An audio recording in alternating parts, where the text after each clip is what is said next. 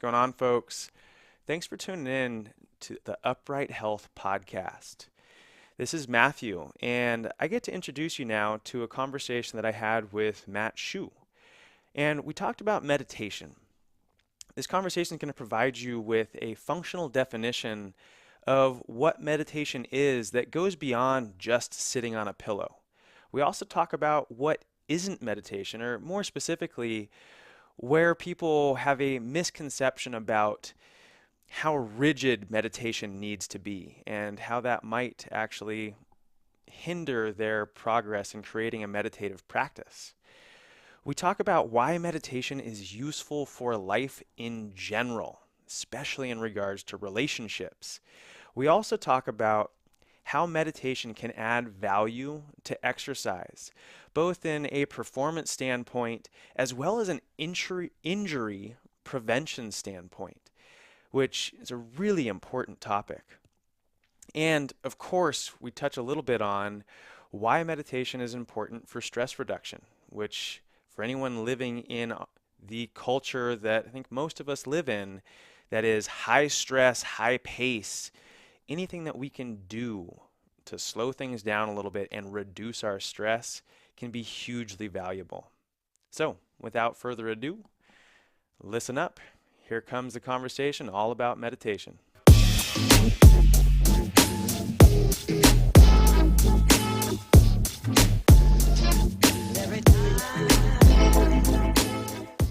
Hey everybody, it's Matt Shu from Upright Health, and welcome back to the Upright Health Podcast. I am joined today by Matthew Adams, my co-host on the Upright Health Podcast.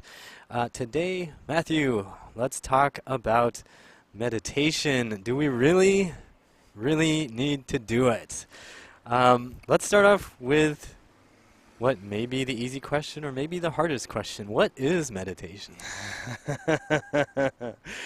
Meditation. So, meditation is many things.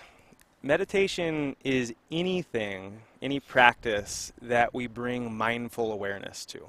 And when I use the term mindful awareness, really what I'm referring to is paying attention.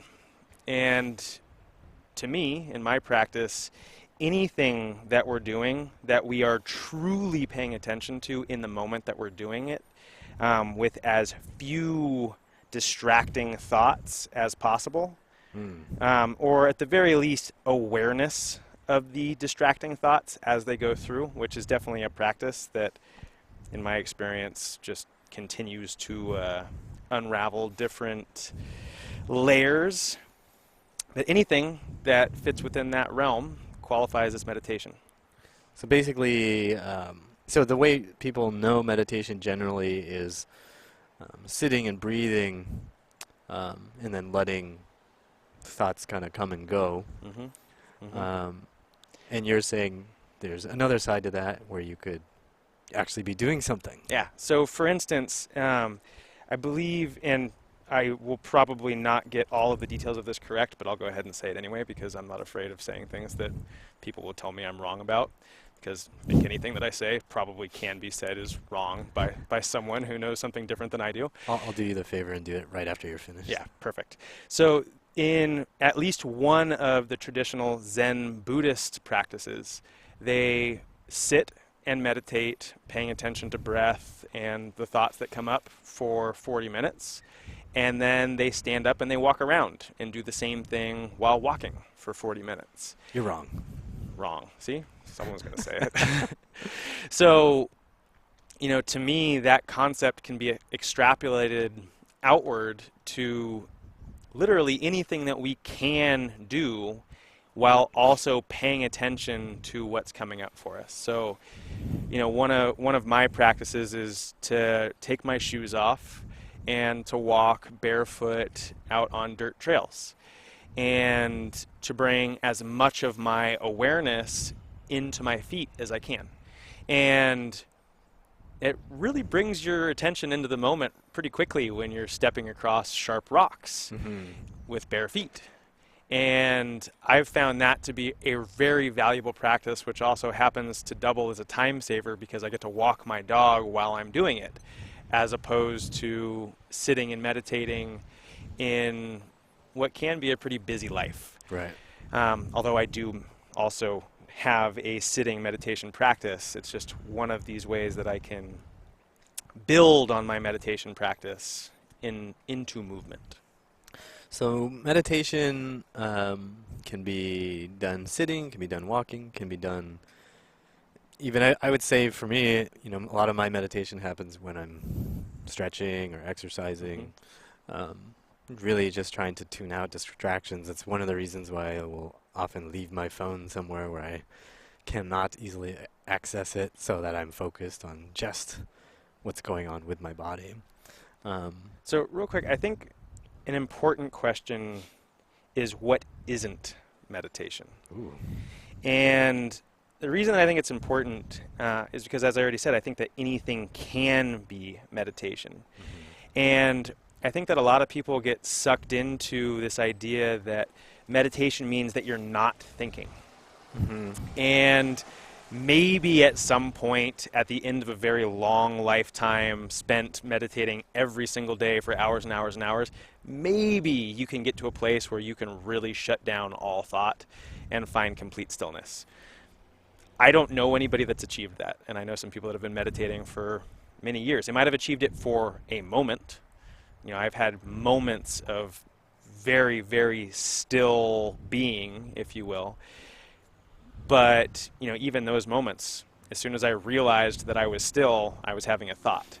Right. And so it's easy to get discouraged if we think that to meditate we must have no thought in this, body and state of being that is filled with thoughts.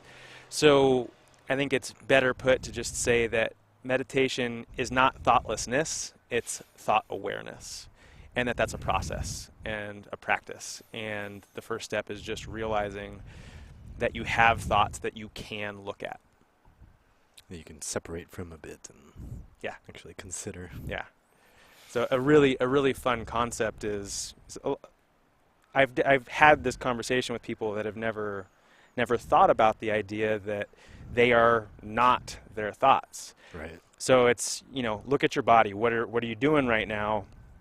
Okay, so what is aware of what your body's doing? Okay, well, maybe my mind. My mind's thinking about what I'm doing. Okay, well, what's behind your mind?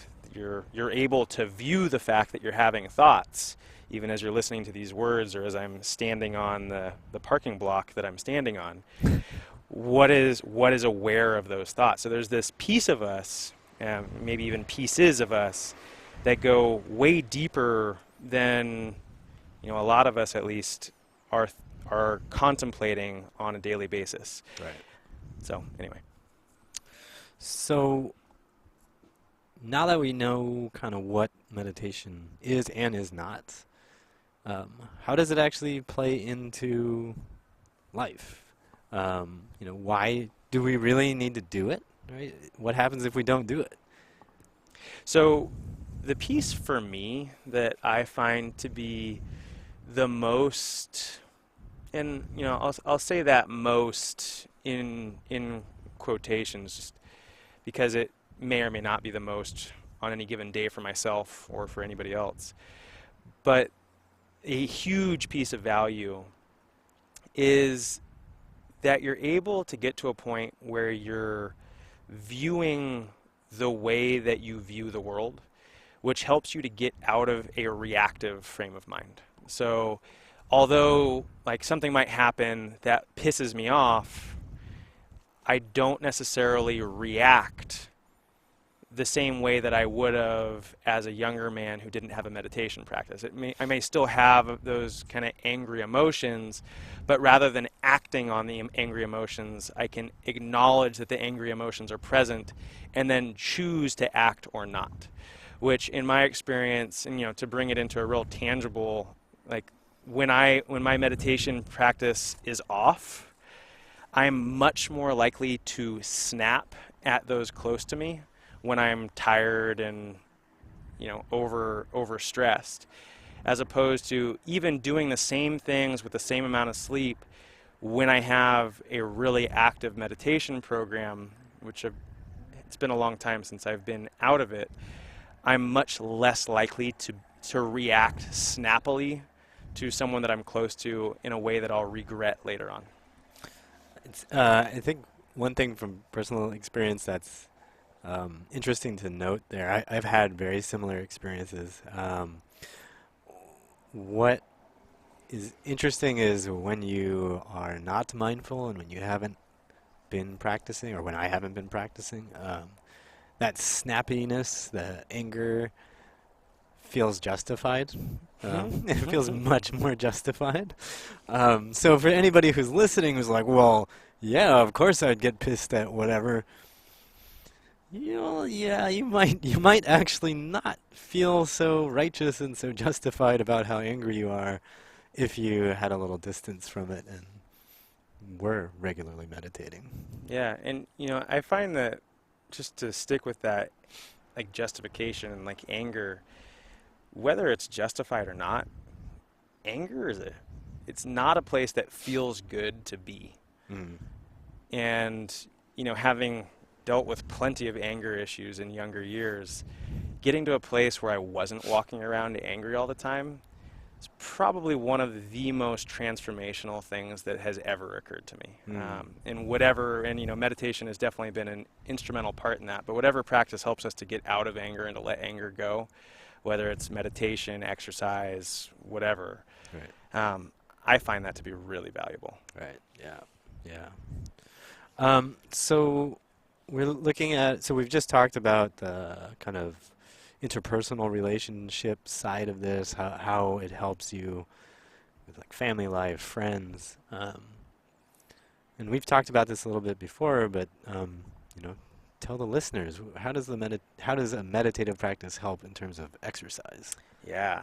So for me, meditating and bringing some of that mindful awareness to my exercise and movement practice is something that has really changed the way that I interact with my body. And when I say that, it's like your body's always giving feedback and stimulus. Your body is kind of basically, a walking, moving, sensory feedback machine. And the more attentive I am to the sensory feedback, the more I've been able to get out of my exercise. And the less I've gotten injured while doing my exercise, which was definitely a time where I was using exercise as my primary mode of stress relief. Mhm. And in my experience, when I was exercising mindlessly just to try and burn off the stress, if you will, I'd get hurt quite a bit. Right. I would, strain muscles. I would, scrape my feet on the ground. I would fall. Doing things that definitely require a lot of attention in martial arts and so on and so forth. And the more that I've been able to slow myself down and to get out of this kind of need to just push, and instead push within the parameters of what I can actually pay attention to and be aware of, I've actually found a much deeper meaning in my exercise, and possibly more importantly, have been able to just connect so much more fully to myself and my body, and by doing so have been able to unlock various different movements and positions that had previously eluded me. For instance, getting into a full split was something that took a lot of mindful awareness, and that was something that was a goal of mine for the better part of a decade. That although the goal was there, I didn't spend enough time really feeling out what was happening in my hips. Just as an example, I know that may not be everyone's goal or something that seems like a logical thing to push for, dependent on where you are. But for me, that was a really, really big step towards unlocking my own movement capabilities.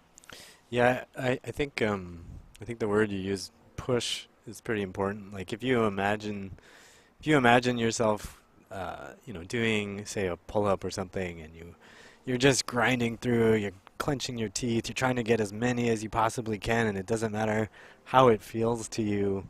You just want to get that whatever eighth, 20th, 50th pull-up. You are working as hard as you can, pushing as hard as you can, and paying no attention to um, how your body is actually feeling during that.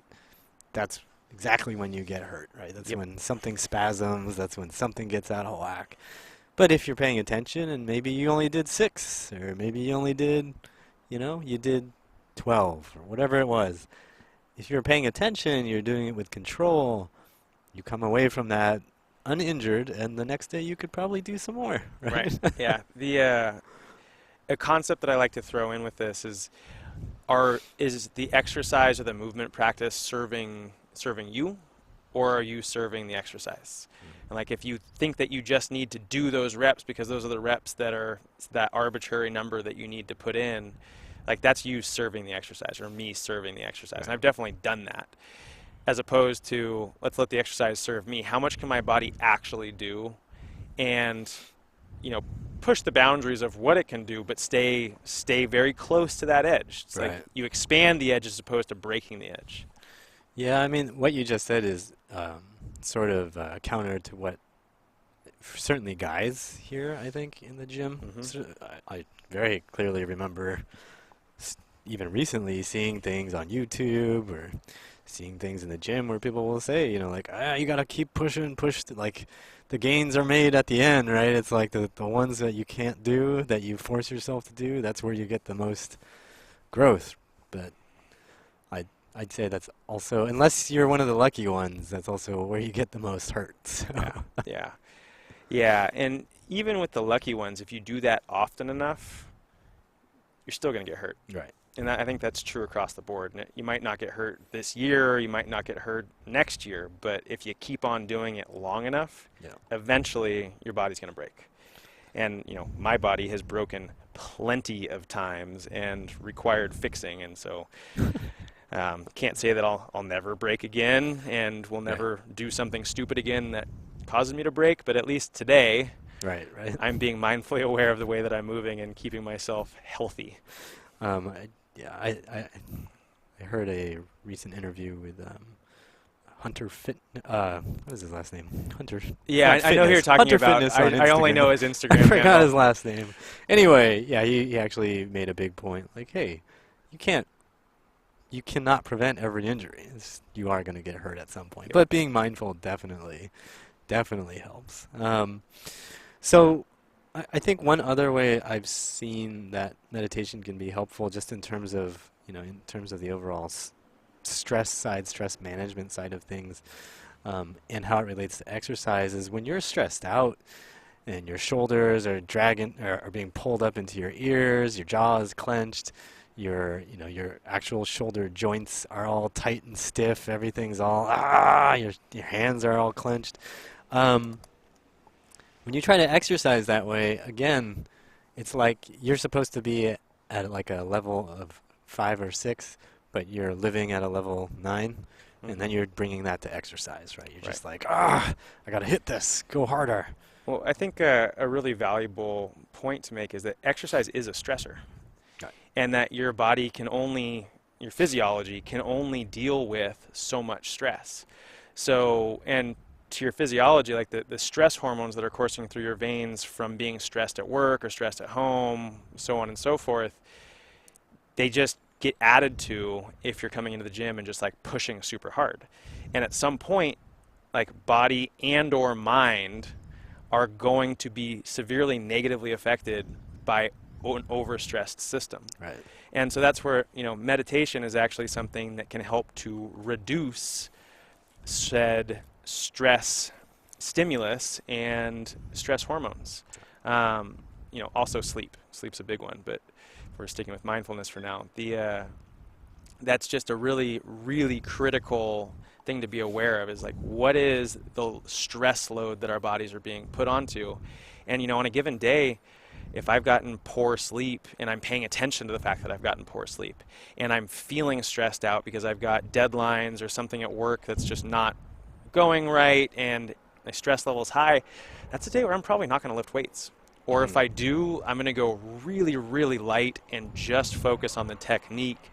More likely is I'm actually going to take that day and just go for a walk and have a breathing practice that I focus on, as opposed to going hard in the gym. Because I know from past experience, excuse our plane, We are outside. that if I go ahead and push even though I'm overstressed, I'm going to get hurt. Yep. And I've done that more than once. And at this point in my life, I'm kind of over it, man. Like, I'm tired of being sidelined by stuff that is within my control to not be sidelined by. Right. And I think that's, to bring it back to, how does mindfulness affect exercise? It's like when we're aware of where we are personally both in our mental and physical state, we're more likely to make choices that are health promoting versus health sacrificing. And there's going to be things that are outside of our control, regardless of what we're doing, that eventually, you're going to get sick, you're going to get hurt, you're going to get scraped, and it's going to be something that's out of your control. But if you can control it, if I can control it, then I want to. That, I think, is probably about as succinct as we can make that. So, well, actually, let's try to make it even more succinct. Do you really need to meditate? Yes, meditate, period. All right. That's about as succinct as we got it, people. All right, guys, that's going to do it for this episode. If you are looking for a way to get into meditation, you've never done it before, you're wondering, how do I even get started? Go to uprighthealth.com/meditate and check out the Mind Your Mind program. That is a simple beginner's meditation program that Matthew Adams and the team at Upright Health have put together to help you mind your mind. So go ahead, check it out, uprighthealth.com/meditate, and we'll see you there. And as always, remember that pain sucks. Life shouldn't.